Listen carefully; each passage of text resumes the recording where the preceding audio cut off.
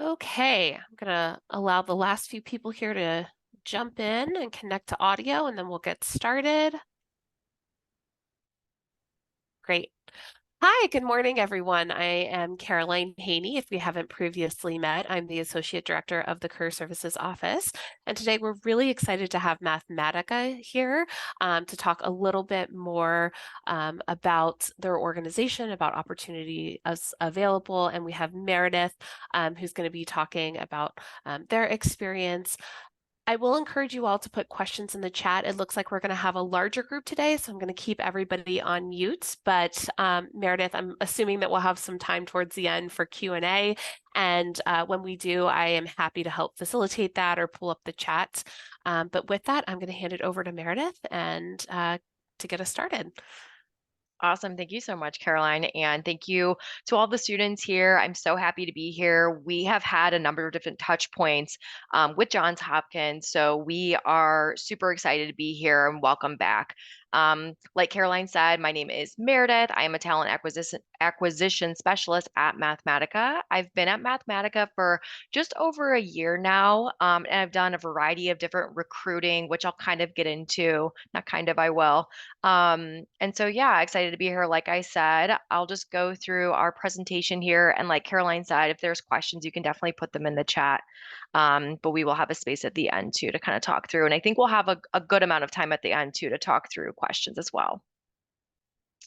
Let's see. There we go. Okay, so our agenda, a little bit of rundown. So a little bit about us, what we do, why Mathematica, why would you want to be interested in us as an organization, a little bit about our DEI efforts at Mathematica, and then a little bit about our internship and job opportunities, a little bit of like nuances about the application process,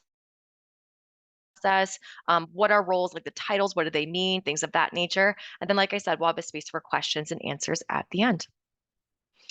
So our mission at Mathematica, what I really kind of pare it down to is that we are involved in project work that really promotes public well-being. And we also really focus on vulnerable populations. So a lot of our studies, a lot of our projects, the work that we do with our clients and partners are really catered around making the world a better place for people who desperately need it. So we really, I would say, are choosy, for the lack of a better word, on what types of projects that we involve ourselves into. And I'll get into what types of projects we are involved in a couple of slides. So a little bit more about us. We are a public policy research firm. We do some technology development and consulting. That is a little bit a newer area for us, and we're really excited about that. But traditionally, people know us as a research firm providing research services to our clients and partners. We do kind of the whole process of that. So we conduct the research, perform analyses, and then develop different tools and strategies to address these social challenges, like I mentioned, and really kind of how that works. Or I think I'm skipping ahead a little bit about how we kind of get our work. So I'll actually pause there.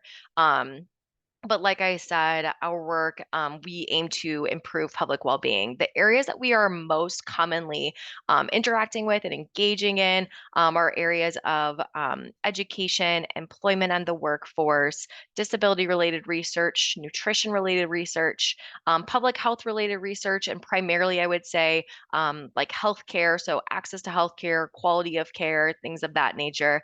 And then we also have a number of different areas internationally. One of our business units, which I'll get into which each of our units are, was previously known as our international unit, is now Mathematica Global. And so we have a number of different projects internationally to do with, let's see, health, education, agriculture, and climate change. We've been around for quite some time too. So since 1968, we have over 1,800 employees, and that actually has, or a number of employees has increased pretty tremendously over the past 5 years. I want to say like maybe 5 to 7 years ago, we were about half that size. And so we've seen a lot of growth, and that's due to the work that we've won. I always like to share that we're also an employee-owned company. And so really that kind of benefits you in a variety of different ways. The two that I always like to highlight is one, like this tangible retirement benefit. Because we are employee-owned, we do have stock within our company as employees, which kind of helps with that like financial security for the future. But two, because we are employee owned, I think that also impacts how we interact with one another, how decisions are made, feeling like you really have a voice within, issues or challenges or topics that are going to affect each of us. So, like I said, we have four business units. We typically call our three research units, but I'll talk a little bit about administration. It's kind of like our internal processes, internal roles. But our three research units, we have our health unit. So, like I said, we really address things related to public health. So, things like access to healthcare, access to insurance, quality of that healthcare. Our human services department or research unit rather really focuses on those topics I related regarding education, employment in the workforce, um, disability related research, and nutrition. Kind of also involved in that, you'll see there it says family support. And so that's kind of part of those other type of social service programs. We do a lot of work within like SNAP, for instance. And then, like I said, our international unit actually is rebranded literally, I think like just about 2 weeks ago. That was like news to us as employees, um, into Mathematica Global, but still has the same efforts, still has the same focus, really focusing on education, health, agriculture, and climate change, all within that international or global sector.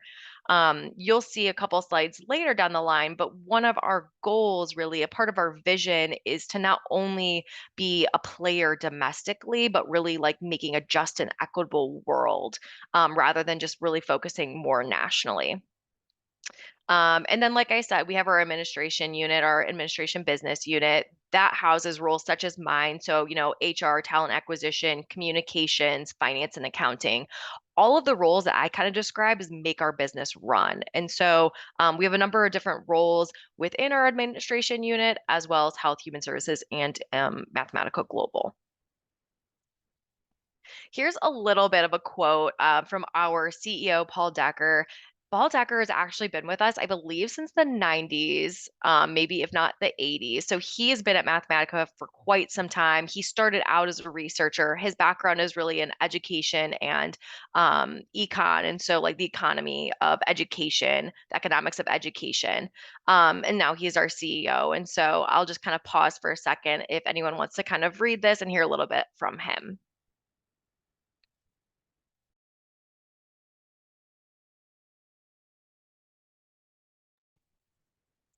And so I think like this kind of just connects to our commitment, to our partners, to being a player in this type of work, and also just like the work that we are committed to doing with our partners. So that research being objective in that, and really trying to promote different programs or projects that we're on to create a better place for people.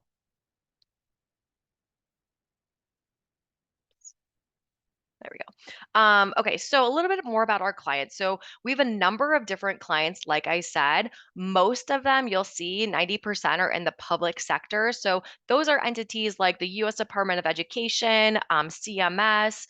We've also done work with US Department of Labor.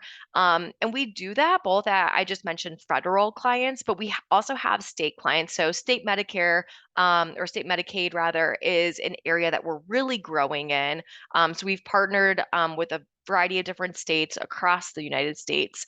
And so that is an area that we are trying to get into more work. So we're trying to do more on the local or on the state side, but federal clients have been the bulk of our work, historically and even to today.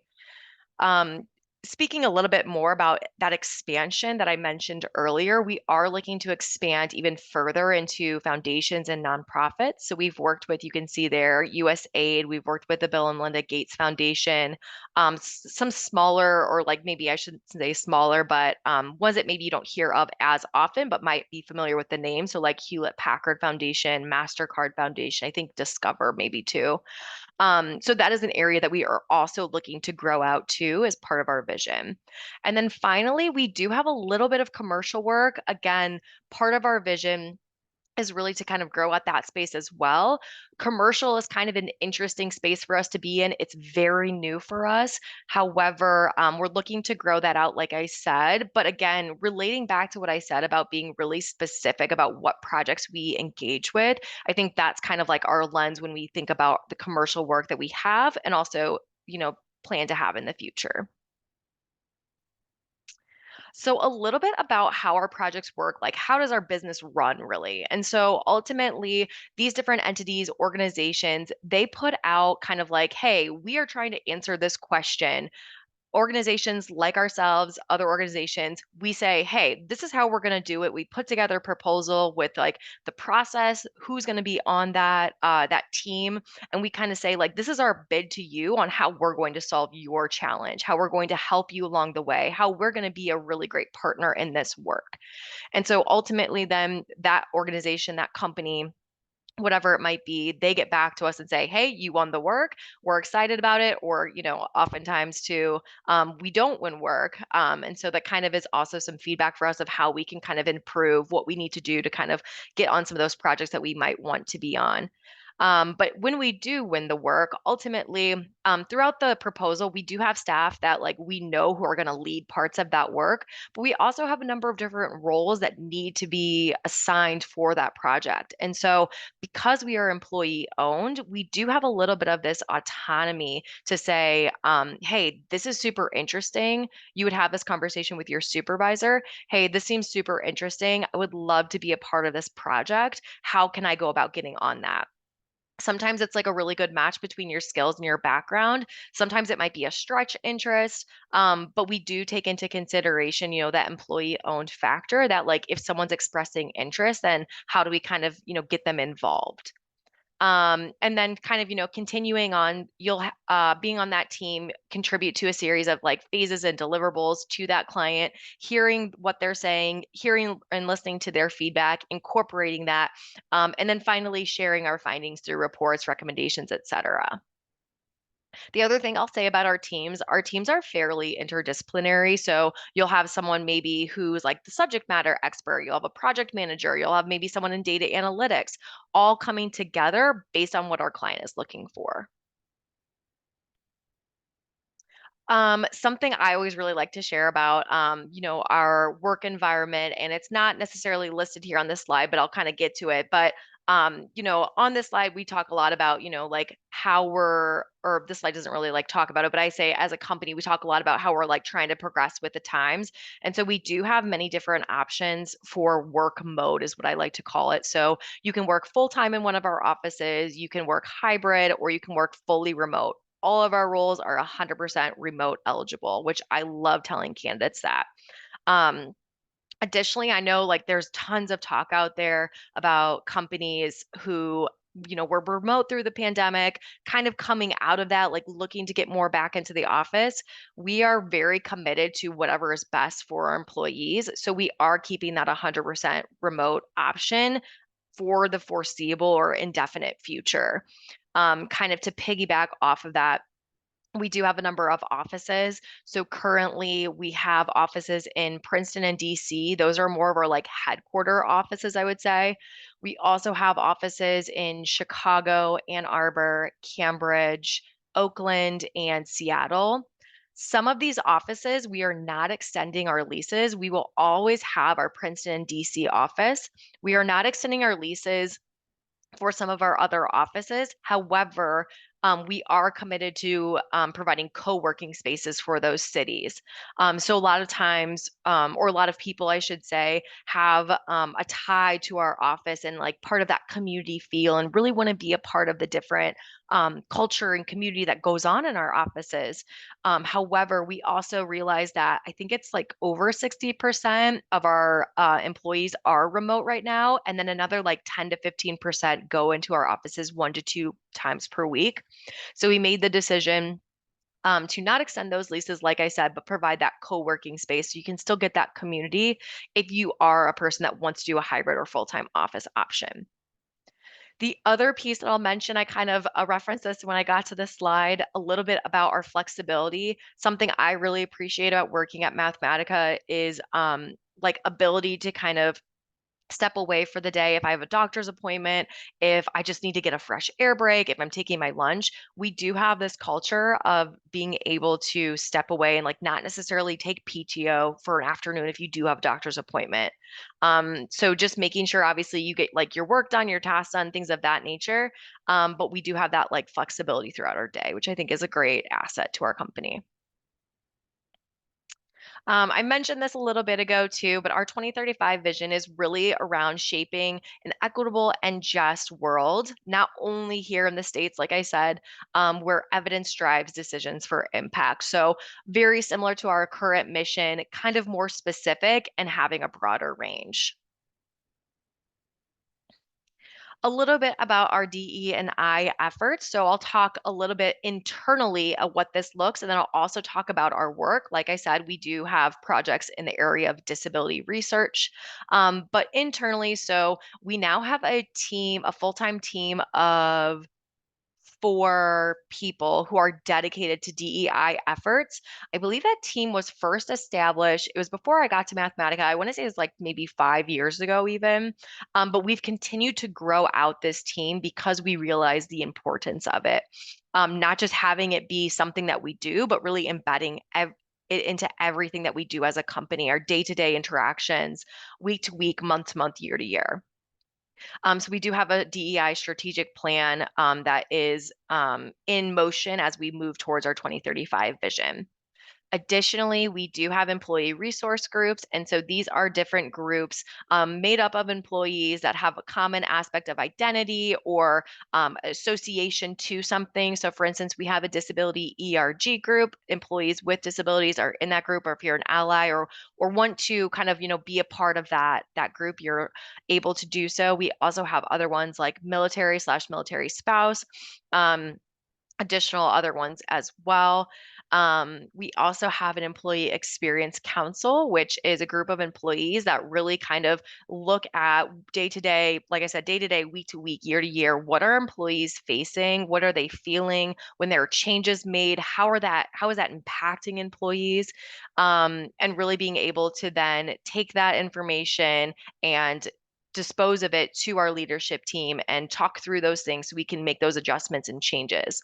Again, I feel like a lot of these things are highlighted, or I should say, like they're kind of like a part of our employee owned organization that we're able to have these things and where voices are truly able to be heard and changes are truly made. Additionally, here's a little bit of some data for you, but we scored 100% on the HRC's Foundation for Corporate Equality Index, and then also earned the DEI Disability Equality Index Best Places to Work with Individuals with Disabilities.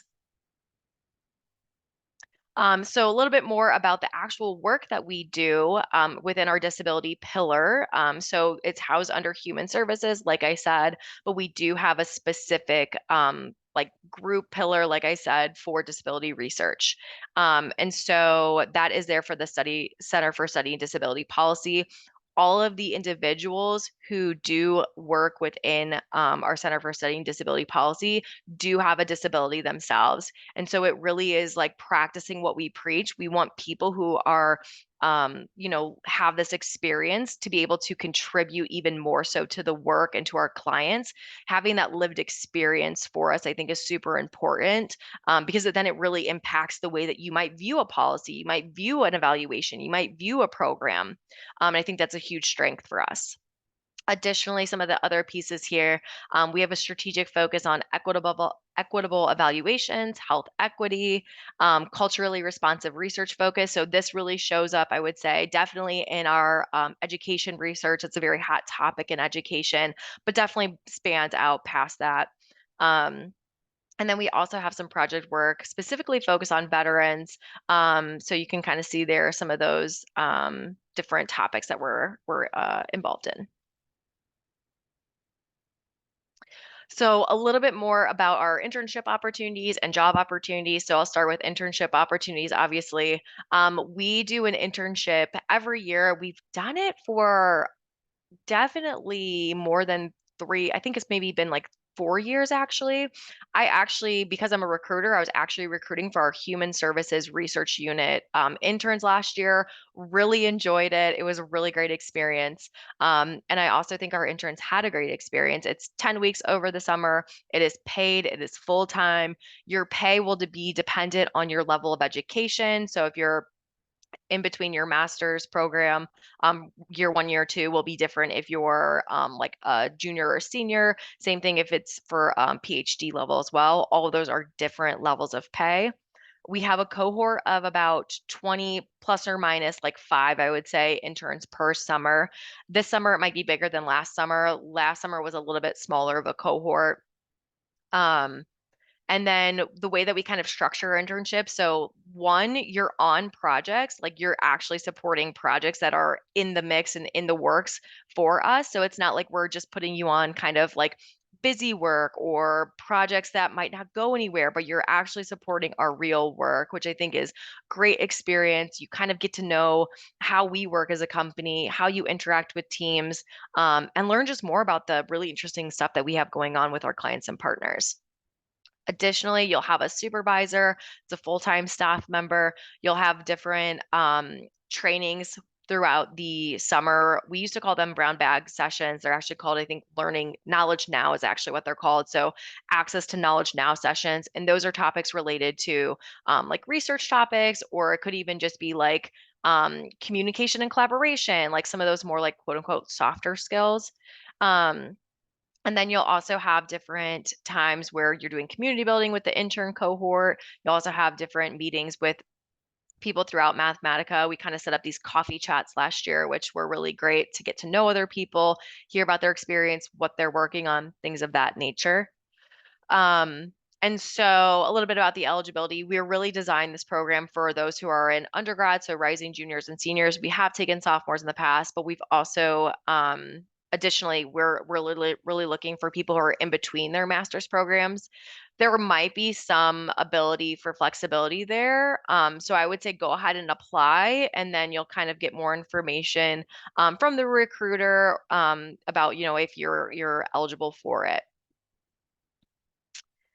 Talking more about full-time opportunities. So if you look at our career page, there are a number of different roles out there, and I'll talk a little bit more about what we have coming up for 2024 regarding our roles and how we kind of post new roles and things of that nature. But when you're actually looking at our careers page, you'll see a number of different roles. Like I said, they're all titled very similarly, maybe have like more specific like if we're looking for someone, for instance, I was looking for a senior post-secondary education researcher. So it might be more specific based on what we're looking for. Sometimes it's more general, but overall, the associate title is typically for those who are early in their career. So we kind of look at that, someone who has a recent bachelor's degree, maybe a bachelor's degree and a couple years of experience. The analyst title is early career, but you have a master's degree or you have several years of experience after your bachelor's. And then researcher or managing consultant title, it's typically for those who have, a very, I would say probably like at least 10 years of experience or have a master's in 7 to 10 or a PhD and maybe like 4 years of experience. And so that's kind of how we break down our roles. This is all based on how we structure our roles internally as a company. And so we have like a very defined career path that's tied to promotions, tied to salary increases yearly when we do our performance evaluations. Additionally, there is our link there for you if you are interested in looking through our careers that we or our job postings that we do have open. Um, a little bit, I'm going to talk a little bit about like our recruiting cycle and then I'll kind of cover this slide. But so generally speaking, we have recruiting efforts going on all the time. So we have them based on need. So for instance, if we recently won work in an area, so let's say we won some nutrition work, we might need to hire some folks who have a background in nutrition. And so that might elicit that recruiting need. We also have recruiting needs based on like if there's vacancies or if someone has left our company, things of that nature. But we also have like more like annual or like cyclical recruiting. So that typically happens, I would say, like December through like early of the next calendar year. So for this year, I would say we're going to have new roles being posted between December and March. So December 2023, March 2024. And so you should be seeing more and more roles kind of come out there. That's one based on just like the cyclical recruiting cycle that I mentioned, that we just kind of have a need every year to kind of get more people in as we continue to grow, or it could be based on like work that we've won and some of our folks are at capacity. So a little bit more about the application process or like submitting an application. My biggest advice to you is if you're looking at our job description, we as recruiters work with our hiring managers to make sure those are as specific as possible. We tweak them if it's based on like you're going to be supporting a very specific project in one of our pillars. For instance, I just posted an advisory services analyst position that's going to be working on federal value-based care. And so we looked at that job description, made sure it was super specific to what we're looking for. And so going back to what I was saying before about when you start thinking about submitting an application in your cover letter and your resume, if there's any way for you to highlight any of those pieces, make sure that's super apparent on your materials because that triggers to me as a recruiter, oh, this person has experience in what exactly we're looking for. So I would say even try to use the same language. It kind of just like helps your application get across um, a little bit more to like the recruiter's eyes and then the hiring team side. Let's see. Most cases, we would really prefer a cover letter resume, like I mentioned. Resume, as a recruiter, I'm not too picky if it's 1 or 2 pages. I think it's more about like, can I get a sense of your experiences and if it fits this role? Um, let's see. We typically don't ask for references, kind of like that's been a little bit more of like a best practice coming to fruition in the recruiting world. So you don't necessarily need to say like references upon, you can provide references upon request. Um, but yes, and then a little bit more. Let me see if my next slide has that. Yep. So my next slide, a little bit more about the application process. You submit your application. All of us recruiters actually review every single resume, every single applicant we get. We don't have one of those automated systems. And so after that, one of two things could happen. I would either one, not select you if it's just not the right fit. You'll get a message saying like, thank you so much for applying. We're not selecting you at this time. Feel free to take a look at our roles in the future. Or I could take your resume, share it with the hiring team, and we come together with a decision to then do an HR screen, which would then be you having a conversation with me, pretty high level. Tell me about yourself, your experiences. Um, Maybe some about like you working on a team, your experience with like quant analyses, if it's more of a quant based role. So, kind of more of a high level conversation. If you make it through to the next round would be a hiring manager screen. They would get more nitty gritty into your experiences and ask you more specific questions. If you make it in advance on to the next round, it would be the final interview. We call them panel interviews. It's not like you're in front of 10 people answering all their questions. It's like a panel style. So you typically meet with 1 or 2 people from Mathematica. They ask you more questions about your experience. Typically, they have questions based on a specific lens. So, for instance, if it's someone who'd be more like a peer to you, they would ask you certain questions based on their own experiences at Mathematica. If it's someone more from leadership or maybe someone who'd be like a supervisor type person, they might ask you more questions like, how do you problem solve if you don't know what to do in a situation? So that's kind of what it looks like from start to finish. On the like interview process. After your interview, you could definitely get an offer from us. We would then create an offer letter for you, include salary, PTO, things of that nature. There's room to negotiate those things.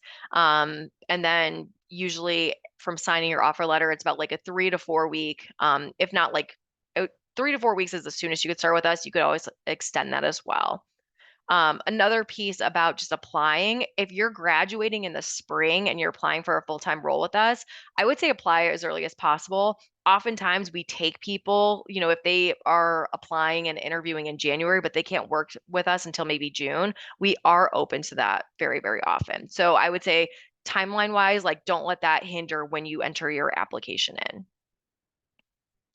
A little bit more about our benefits. So we have like the typical like health, dental, those type of things, paid time off, paid holidays, things of that nature. The one I always like to highlight is our 401k PSP profit sharing plan, and then our employee stock ownership program or plan, the ESOP.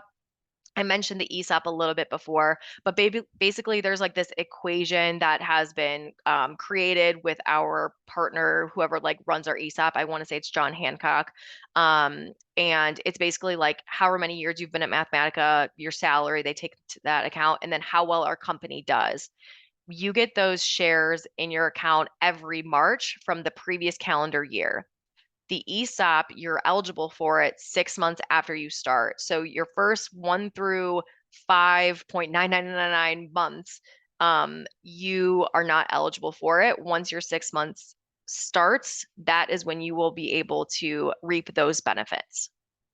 Our profit sharing plan, so like a 401k, you are eligible to start contributing to that at month after your first month. The company then um, contributes, matches you. If you, sorry, going back, if you match up to 6%, our company Mathematica will match you 6% or however well we do as a company once that 6 months starts. So you can contribute a month after your service at Mathematica, but our company will contribute 6 months. All right. A little bit more information for you. So we have a number of ways you can stay connected with us. So we have a general kind of inbox for university recruiting. Feel free to jot that down, take a screenshot of this, whatever you might need to do. Can definitely ask us any questions. You can also connect with me on LinkedIn. Jot down my name, from this screen. Connect with me. I'm more than happy to be connected, answer any questions after this. If you see roles, you can definitely ask me questions after as well. And then we have a number of different kind of like social media ways you can interact with us. So we have a podcast. I've listened to it. It's typically kind of topics that are like hot topics or topics that our staff members are kind of like interested in or engaged in to kind of get them to talk more about those things. And then we also, like I said, we have Twitter, Instagram, Facebook, and LinkedIn. So that is all the information I have for you. I know that was a lot. So like I said, feel free to connect with me and ask me any questions or use that inbox. I am going to stop sharing my screen and yeah, feel free, Caroline, if you want to like field the questions, however Sure. is best. Yeah. Yeah, I can do that. So they're in the chat. So I think the first question was, do you have any practicum opportunities for MPH students? So as you might be aware, Meredith, a lot of our programs have a practicum component. Some of them are smaller. Some of them are actually a whole year long. So I was wondering if you could talk to that a little bit. Yeah, we don't have any, I would say, like structured way of addressing this. Like, we don't have any of those opportunities. However, we have kind of been able to be flexible with this in a very specific way. So, for instance, an example here, I was recruiting for nutrition research associates. Basically, what they were doing is inheriting these large data sets and coding nutritional or using nutritional codes to code the data and then enter it into a database. And so we had a number of different students at master's and PhD levels who were interested in this work and were able to use it for their practicum. Again, it was like a very specific example. So we can get a little bit creative with these like part-time roles we have, but nothing structured for practicum specifically. Yep. And just to add to that, I know you guys have hired some of our folks out of the MSPH program for practicum, but they're actually done their coursework and they're able to work full time. And so if you're in one of those programs on this call today, that's like a 2-year program where you do a year of coursework and then you go and work, you could apply for a full-time role. It just requires like a little bit of paperwork on Mathematica's end, but I know that they have done that in the past. Yes, yes, you're correct. Okay, so another question, I think you kind of already touched on this, but around the timeline, if you're graduating in May, when is the appropriate time to apply? It sounds like earlier is better. Yeah, I wouldn't say even better, but like we just consider candidates I guess it might be better in the sense of like when the job posting comes out, but we do consider candidates who are graduating in the spring, like I said, even if the posting went up in January.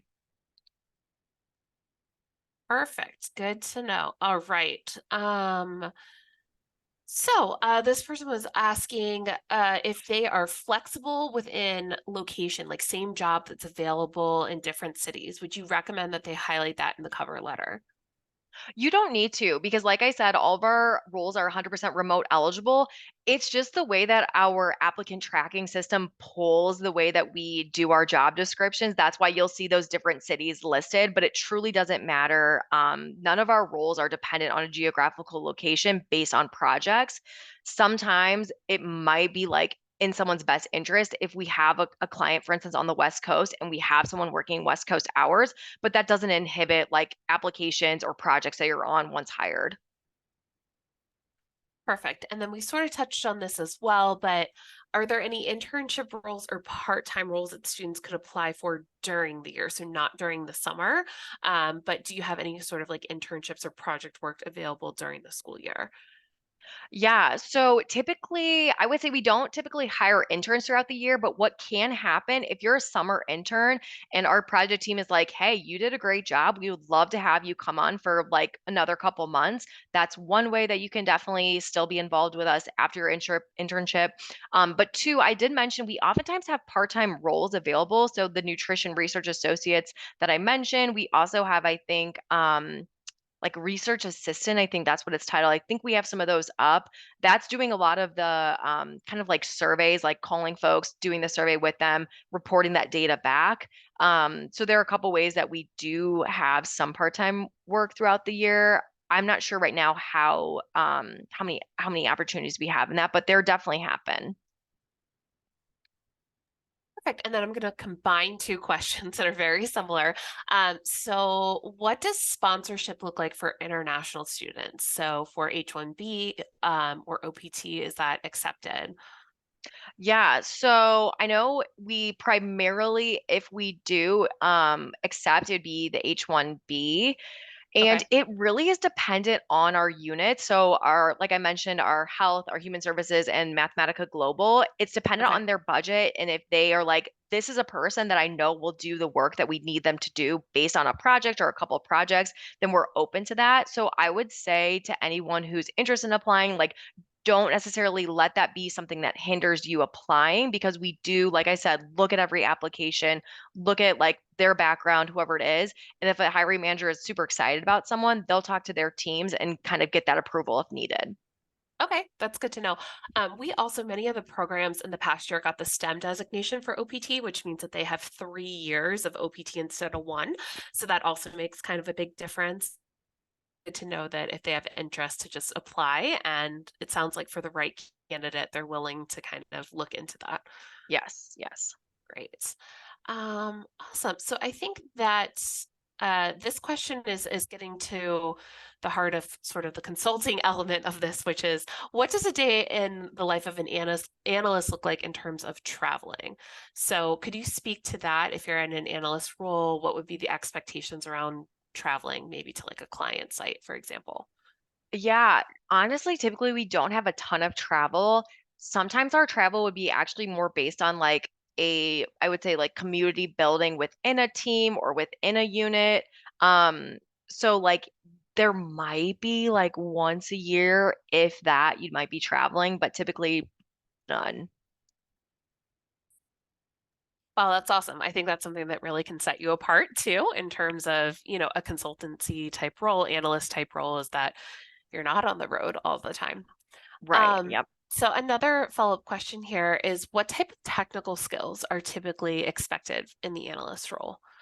Yeah. So it kind of goes back to what I was saying about like what exactly we're looking for. So I know that, for instance, like I mentioned, I am recruiting for this advisory services analyst and our health unit for federal value-based care.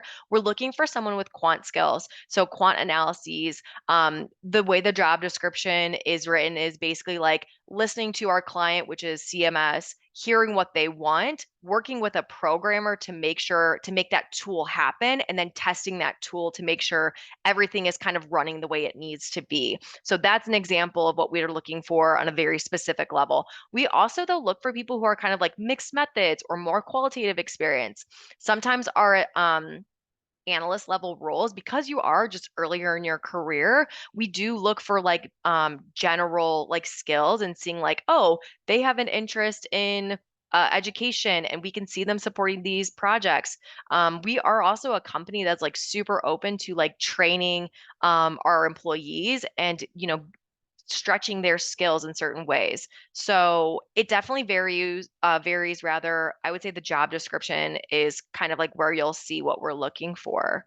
And if it's something that's mentioned on the job description or not mentioned, I would say again, don't let that hinder your application. If you're like, oh, they're looking more for a quant person. If a recruiter sees that, they might know of another recruiting effort going on that you might be a good candidate for. So we oftentimes share resumes even within recruiters. That's awesome. Yeah. So I am going to open this up now so people can come off of mute if they want to ask any questions to you directly. In the Sure. meantime, I did see one question that came through, which is there any sort of specific training for new hires?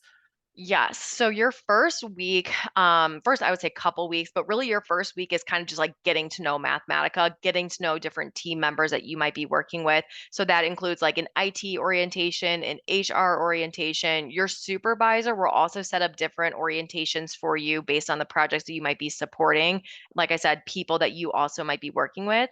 We also do this thing called a buddy system. So every new hire has a buddy where they can just go to this person for random questions, they check in with them, they meet with them. And then you'll also do specific trainings based on the projects that you'll be supporting. So, for instance, I'm hiring for an advisory service analyst who we're looking for someone who's more on like the project management leaning side of things, and they'll go through a project management training. So, there are very specific different trainings based on your role, based on projects that you'll be supporting. Excellent. Awesome. So if anyone has other questions for Meredith, you can feel free to come off of mute and ask those directly if you'd like to engage, or you can also drop them in the chat.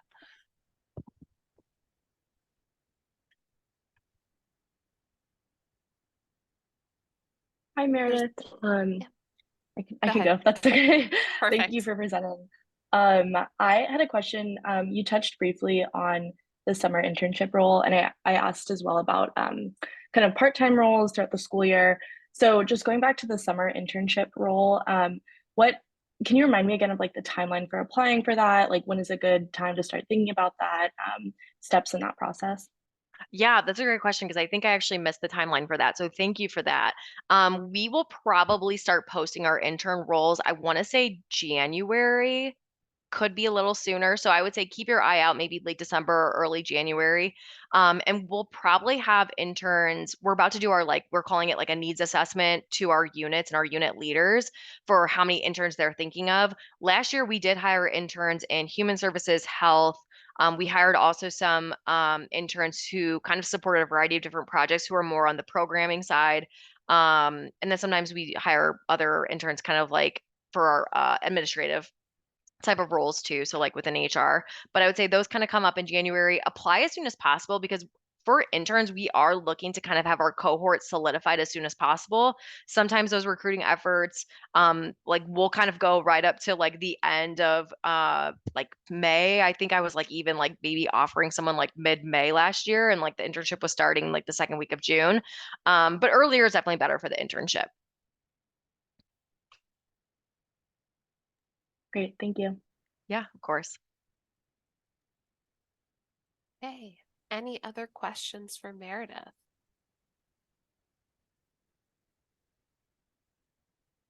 I guess I would be curious, Meredith, what has kept you at Mathematica? What do you really enjoy about working for the organization? Yeah, that's a great question. I think like first and foremost, so I'm actually a former educator. So I worked in special education and wanted to kind of do a little bit of a career adjustment and so found recruiting. I worked at a different company before this, but I really appreciated hearing about the different projects that we have done for education, things that I know would impact the students I served, the families I served. I think first and foremost, that was something that really drew me in and keeps me because I really do see us being able to talk the talk and walk the walk on that side of things. I think two is that flexibility that I mentioned.